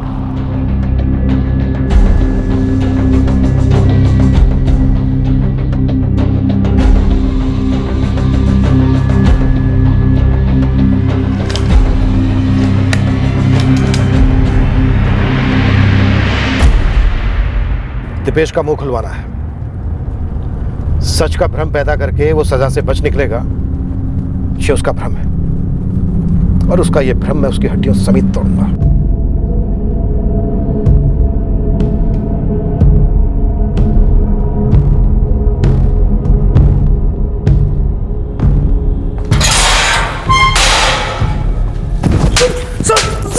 क्या कर रहे हैं आप सर? क्या कर रहे हैं आप? मैं अच्छी तरह से जानता हूं कि कविता को तूने ही मारा। सारे सबूत तूने प्लान किए। गणपति भूले जाना तेरा एक प्लान था। कविता कहीं तेरे साथ नहीं गई। तूने पहले कविता को मारा और फिर उसका फोन लेकर तू गणपति भूले गया। गया क्यों नहीं? ये झूठ है सर। झूठ है? हाँ झूठ है। सर, आप मुझ पर हाथ नहीं उठा सकते सर। ठीक है, नहीं उठाता हाथ। सर ये गैर कानूनी है सर। ये मेरा पुलिस स्टेशन है, यहाँ का कानून भी मैं हूं। आप इस तरह मुझसे बात नहीं मनवा सकते। सर सर सर अभी कुछ नहीं करूं, जो भी काम है बाद में। एक मिनट सर, मेरी बात तो सुनिए। बोलो। Human rights activist Anil Deshmukh यहाँ आया हुआ है। उस सारी कैदियों से अभी मिलना चाहता है। अभी? उसे कहो कि अभी जाए, कल आए। क्या ना थाना इंचार्ज बिजी है। लेकिन सर बहुत गड़बड़ हो गई है। इसकी चीखें सुनी उसने, शक हो गया उसे। सर हम लोग मुसीबत में आ सकते हैं। फरून, मैं जब तक इसके मुंह से सच नहीं सुन लेता मैं इसे छोड़कर नहीं जाने वाला। ये क्या तमाशा हो रहा है यहाँ पे? कानून की हिफाजत करने वाले ही कानून तोड़ रहे हैं। अच्छा, सब इंस्पेक्टर वरुण, आप यही सच्चाई मुझसे छुपाने की कोशिश कर रहे थे ना? वाह मिस्टर दीक्षित, सोचता हूं डंडे के साथ आपकी एक फोटो ले लूं तो कैसा रहेगा। आपको शायद लगता नहीं हो, लेकिन मुल्जिम भी इंसान होते हैं। आप उन्हें जानवरों की तरह नहीं पीट सकते। देशमुख, मेरे काम में टांग मत अड़ा। ये मेरा पुलिस स्टेशन है।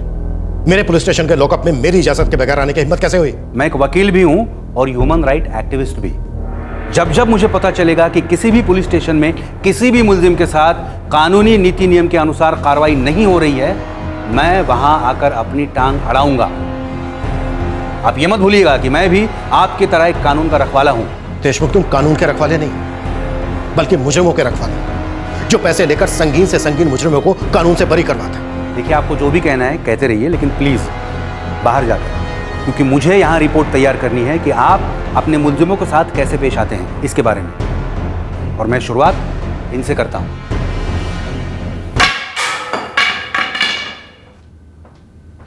वरुण साहब, क्या बताएंगे कौन है ये आदमी? सर, मेरा नाम दीपेश पाटिल है। मैं एक हार्ट पेशेंट हूँ, फिर भी दीक्षित साहब ने मुझे बहुत मारा। कोई गलत केस में फंसा रहा है मुझे। जानता हूँ ये तो पुलिस के पुराने हथकंडे हैं। जब असली मुजरिम को ढूंढ नहीं पाते तो जो हाथ लगता है उसको मुजरिम बना देते हैं। क्या कृपा करके आप भी यहाँ से तशरीफ ले जाएंगे?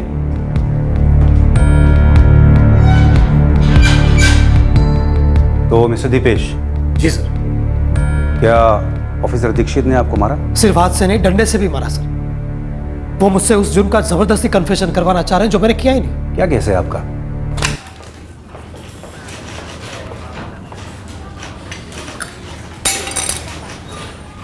वरुण, हम इस केस की तह तक पहुंच कर रहे हैं। मिस्टर दीपेश, मैं कल कोर्ट में आपके बेल के लिए अप्लाई करूंगा। लेकिन आप... नहीं, हैरान होने की कोई जरूरत नहीं है। मैं आपके पूरे केस की स्टडी करके आया हूं। आपकी वाइफ संध्या ने मुझे कांटेक्ट किया था। क्या? संध्या ने? जी। पुलिस के पास कोर्ट के ऑर्डर्स हैं आपको इंटरोगेट करने के, लेकिन मेरे हिसाब से आपके लिए यही सही रहेगा कि बेल मिलने तक आप जुडिशियल कस्टडी में रहें, ताकि इंटरोगेशन से बच सकें। डरिए मत, मैं हूं। अब बात करते हैं आपके केस की। देखिए, सीधी सी बात है कि आपके केस में आपके अलावा दूसरा कोई सस्पेक्ट है नहीं। मैंने स्टेटमेंट भी पढ़ा है आपका। आपके खिलाफ सबूत शायद इतने ना हों, लेकिन शक करने की वजह तो है ही। बहुत लंबी कानूनी लड़ाई लड़नी पड़ेगी आपको खुद को निर्दोष साबित करने के लिए, क्योंकि आप ही वो आखिरी इंसान थे जो मरहूम कविता जाधव के साथ आखिरी बार देखे गए। तो फिर मैं यहाँ से निकलूंगा कैसे? देखिए मिस्टर दीपेश, मैं आपको सिर्फ यहाँ से नहीं, जुडिशियल कस्टडी से भी निकालना चाहता हूँ, लेकिन छोटी सी अड़चन है। पुलिस को एक क्लू मिला है जो बेल मिलने में प्रॉब्लम दे सकता है। कैसा क्लू? देखिए, 9 जुलाई को आपकी कार मुंबई गोवा हाईवे पर एक टोल नाके पे लगे सीसीटीवी में स्पॉट हुई है। रात का वक्त था, आप कार में अकेले थे उस वक्त। कविता जाधव आपके साथ नहीं थी और वो होटल अर्पिता लॉज वहाँ पे तो कोई सीसीटीवी था नहीं, इसलिए वहाँ से आप बच निकले। लेकिन ये जो टोल नाके की सीसीटीवी फुटेज है, ये केस को आपके खिलाफ ले जा सकती है। क्या आपने वो फुटेज देखी? नहीं, लेकिन मेरे कुछ सोर्सेज हैं पुलिस में जिसके बारे में मैं अभी आपको बता नहीं सकता। उनके पास ये फुटेज है जिसे पुलिस कोर्ट में पेश करेगी, जिससे उन्हें ये पता चलेगा कि आपकी ये गणपति पुले वाली कहानी जो है वो बनावटी थी। ये नामुमकिन है। देखिए मिस्टर दीपेश, मैं यहाँ ये तय करने नहीं आया हूँ कि पुलिस के लिए क्या मुमकिन है और क्या नामुमकिन। मैं आपका वकील हूँ और मेरा काम है आपको बचाना। आपकी सज़ा में नहीं, आपकी रिहाई में मेरा फ़ायदा है। और देखिए, ये तभी मैं कर सकता हूँ जब मुझे पता हो कि एग्जैक्टली क्या हुआ था।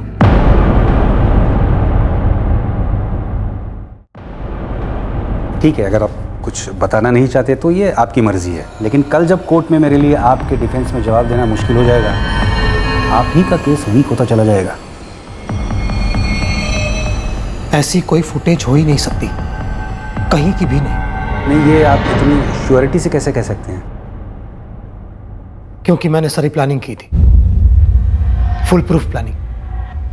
होटल भी मैंने ऐसा चुना था जहाँ सीसीटीवी ना हो। नहीं मिस्टर दीपेश, देखिए टोल नाके पर सीसीटीवी होते हैं और आपकी कार तो वहीं से गुजरी होगी ना। लेकिन मैं कार से गया ही नहीं था।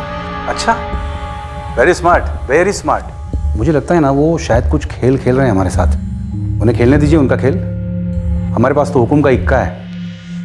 प्लीज। इसीलिए मैं बस से गया था, क्योंकि मैं जानता हूं कि सीसीटीवी बस के अंदर के लोगों को स्पॉट नहीं कर सकती।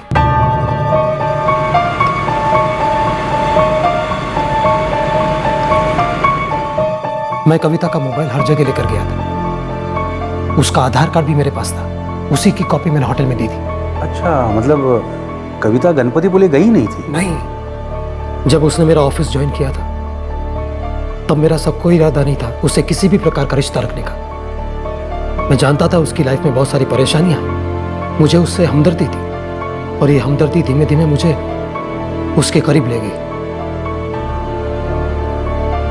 वो अपने पति और बेटे से दुखी थी, वो अक्सर अपना दर्द मुझसे बांटती थी। मैं उसका इमोशनल सपोर्ट था, लेकिन उसे सहारा देते देते पता नहीं कब मैं उसकी ओर खींचने लगा। मुझे उसमें एक ऐसी औरत नजर आने लगी जिसे प्यार की जरूरत थी। पता ही नहीं चला बात कब इतनी आगे बढ़ गई और हम करीब आने लगे।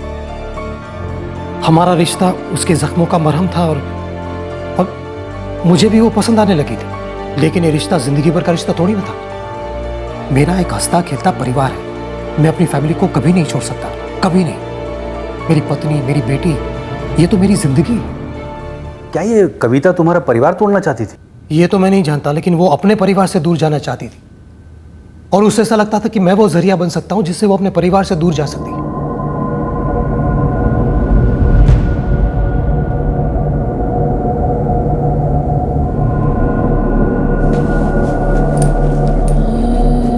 दीपेश, तुम मुझसे शादी करोगे? जब उसने पहली बार ये पूछा तब मुझे समझ में आया कि बात इतनी आगे बढ़ गई। लेकिन तुमने मना नहीं किया उसे? मना किया सर, उसे दुख भी हुआ, लेकिन उसे मेरी जरूरत थी और मुझे भी उसकी आदत पड़ गई थी, तो रिश्ता आगे बढ़ता गया।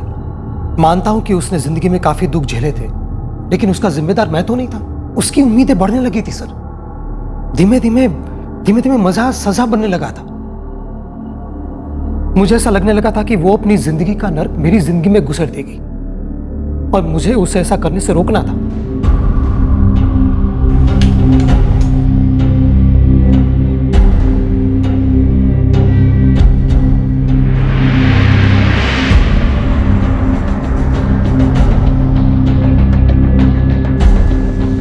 उस फिल्म में मैंने देखा कि एक आम आदमी किस तरह चालाकी से झूठ को सच बना देता है, कैसे अपने जुर्म से बच निकलता है। और कविता ने देखा कि एक आम आदमी अपने परिवार को बनाए रखने के लिए क्या कुछ नहीं करता। दीपेश, क्या हमारा भी ऐसा परिवार हो सकता है? बस बहुत मजे कर लिए। अब मैं उसकी जिंदगी से दूर जाना चाहता था और चाहता था कि वो भी मेरी जिंदगी से चली जाए, लेकिन ऐसा नहीं हो रहा था। उसे मुझ में नजर आ रही थी अपनी जिंदगी की नई मंजिल और मुझे नजर आ रहा था कि मेरा परिवार बिखर सकता है उसकी वजह से। लेकिन ये 9 जुलाई को क्या हुआ था? शाम को 5:30 बजे थे। सारे वर्कर्स जा चुके थे। ऑफिस में सिर्फ मैं और वही थे।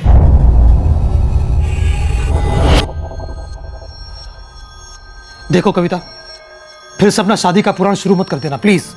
मैंने तो सोचा था मैं अपने लिए एक नई जिंदगी ढूंढ लूंगी तुम्हारे साथ। वो गलती थी मेरी, मुझे खुद पे कंट्रोल करना चाहिए था। तुमसे हमदर्दी थी मुझे, आई मीन है। हमदर्दी?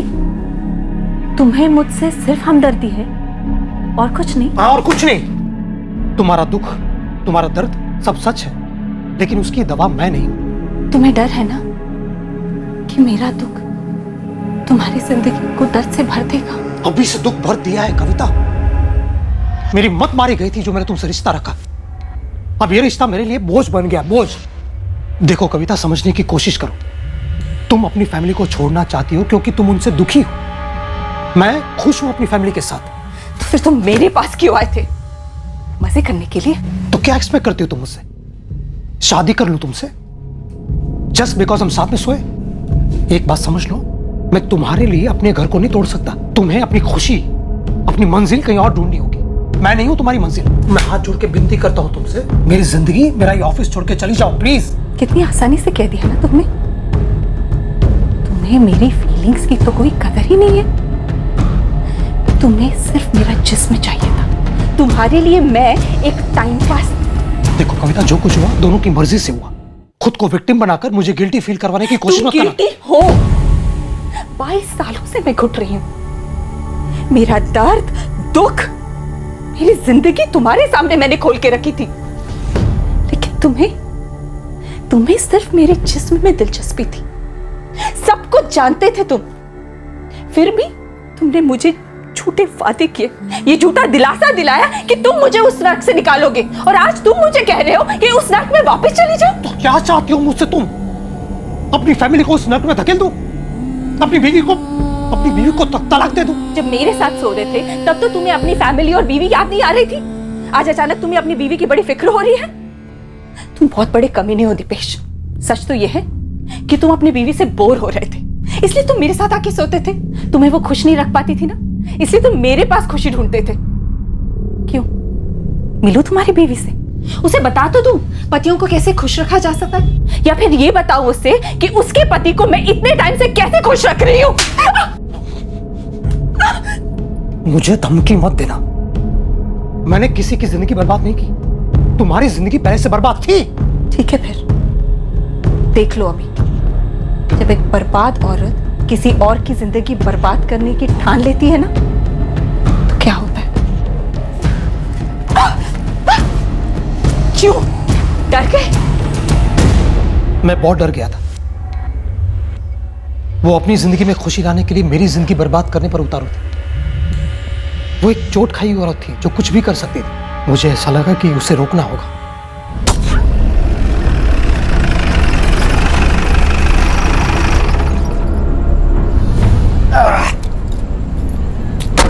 हाँ, आओ ना केंद्र। ये ड्रम अर्जेंटली पनवेल पहुंचाना है। पुणे से एक पार्टी आ रही है। ठीक है सेठ, मैं देखे आता हूँ। नहीं, मुझे जाना पड़ेगा, बाहर की पार्टी है ना।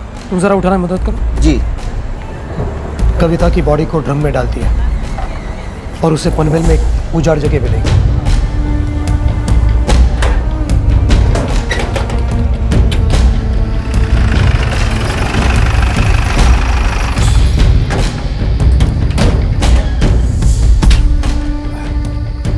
यहाँ पर ठीक है सेठ जी, मैं रुकता हूँ ना, आप अकेले कैसे? अरे नहीं, पार्टी से बात हुई, उनके 4-5 आदमी आ रहे हैं, वो लोग उठा लेंगे। ये लो, रखो। अरे इसकी क्या जरूरत है सेठ जी? रखो, रास्ते में चाय पानी कर लेना। मैं टैक्सी से आ जाऊंगा। जी जी जी सेठ।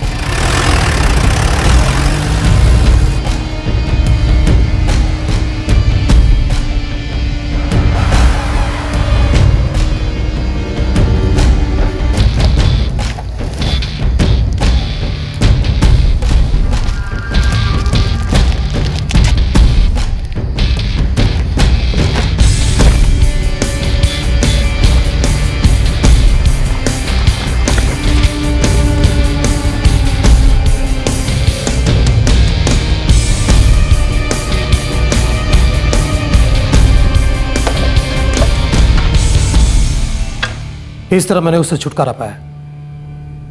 फिर मैं ऑफिस आया, सारा खून साफ किया। कविता का बैग मेरे पास था, मैंने उसका मोबाइल लिया। तभी मुझे वो फिल्म याद आई और मेरा दिमाग चलने लगा।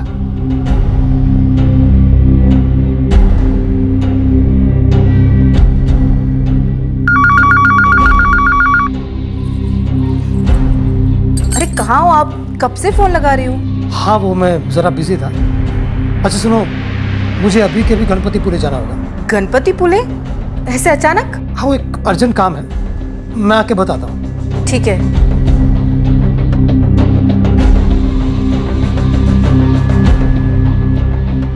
फिर मैंने कविता के पति को मैसेज भेजा और फोन स्विच ऑफ कर दिया और गणपतिपुले के लिए निकल गया। अगले दिन सुबह मैंने गणपतिपुले से कविता के पति को फिर से मैसेज किया ताकि अगर पुलिस इन्वेस्टिगेशन हो तो ये साबित हो सके कि कविता गणपतिपुले में ही थी। अच्छा खेल खेला है आपने, एकदम दिमाग से। मैंने सब कुछ प्लान करके रखा था क्योंकि मैं जानता था कि पुलिस मेरे बयान की सच्चाई जानने गणपतिपुले जरूर जाएगी। देखिए मिस्टर दीपेश, चाहे कुछ भी हो जाए, आप अपना स्टेटमेंट चेंज मत कीजिएगा। जी। आप निकल आओगे इस केस से, डोंट वरी। दरवाजा खोलना।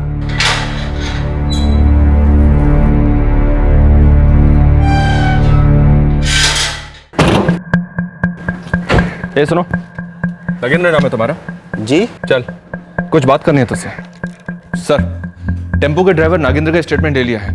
9 जुलाई की रात को टेम्पो कब और कहाँ था, सारी डिटेल्स मिल गई हैं। वरुण, ड्राइवर के साथ अपने किसी आदमी को उस स्पॉट पर भेजो जहां पर ड्राइवर ने दीपेश को ड्रॉप किया था ड्रम के साथ। कांस्टेबल वाडकर ऑलरेडी निकल चुका है सर, वो पूरे रूट की वीडियो रिकॉर्डिंग भी करेगा। उस इलाके के टोल नाका का सीसीटीवी फुटेज लेना मत भूलना, हो सकता है वहां से हमें टेम्पो की मूवमेंट मिल जाए।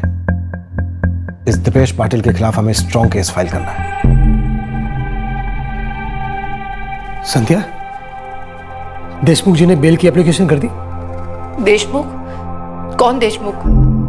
तुमने जिसे भेजा था वो वकील? मैंने नहीं तो, उल्टा मैं आपसे पूछने वाली थी कि मैं किसी वकील को कंसल्ट करूं। तो वो कौन था?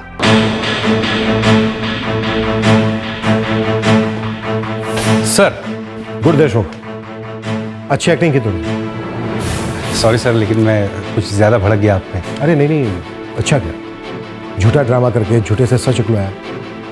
Very good. Thank you sir, thank you.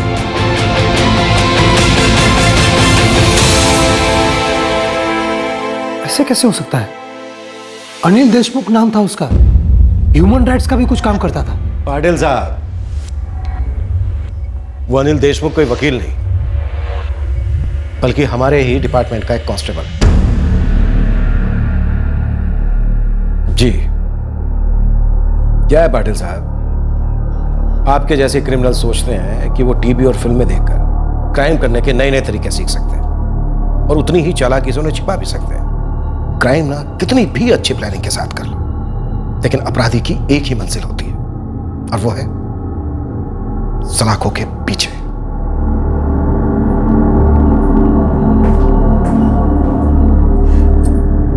Dipesh, सच बताइए मुझे, क्या किया है आपने? ये सच है, कविता जी परेशान थी अपनी जिंदगी से, तुम दोनों को छोड़कर जाना चाहती थी। उनको लगता था दीपेश के साथ जो वो नई जिंदगी शुरू करेंगी वो जिंदगी इस जिंदगी से बेहतर होगी, और दीपेश अपनी जरूरत के लिए इस्तेमाल कर रहा था। और जैसे ही उसे डर लगा कि उनकी वजह से उसका घर टूट सकता है, उसे उनको मार डाला। हम लोग तो उसके लायक कभी थे ही नहीं, लेकिन उसके साथ जो कुछ हुआ वो बहुत गलत हो गया। ऐसा नहीं होना चाहिए था उसके साथ। दीपेश पर हत्या के लिए आईपीसी की धारा 302, सबूत मिटाने के लिए धारा 201 लगाई गई है। फिलहाल वो न्यायिक हिरासत में है। दीपेश ने एक फुल प्रूफ प्लान बनाया था, एक परफेक्ट एलिबी क्रिएट की थी, अपने जुर्म पर पर्दा डालने का पूरा इंतजाम किया था, लेकिन ये फुल प्रूफ प्लान फेल हो गया। शायद कविता अपनी तकलीफों से बाहर निकल सकती थी, बजाय एक ऐसे रिश्ते में उलझने के जिसमें नजर आ रहा समाधान दरअसल एक भ्रम था जिसका कोई अस्तित्व नहीं था। हर इंसान की अपनी समस्याएं होती हैं और वो अपने तरीके से उसका समाधान खोजता है। इस पर फैसला सुनाने का किसी को कोई हक नहीं है, लेकिन अपनी समस्याओं से जूझ रहे इंसान को यह पता होना चाहिए कि उसकी तकलीफ में सहारा देने वाले शख्स की मदद कर पाने की भी एक हद है, एक सीमा है जिसे कभी पार नहीं करना चाहिए। क्योंकि सच यही है कि आखिर में इंसान को अपनी तकलीफों का हल खुद ही ढूंढना पड़ता है। अपनी मंजिल, अपनी आजादी को हासिल करने की जिम्मेदारी इंसान की खुद की है और इसे वो किसी दूसरे पर थोप नहीं सकता। फिर मुलाकात होगी अगले एपिसोड में और खुलासा करेंगे एक और जुर्म का। तब तक सतर्क रहें, सुरक्षित रहें और देखते रहें क्राइम पेट्रोल सतर्क। सबक एक को, सीख हम सबको। जय हिंद।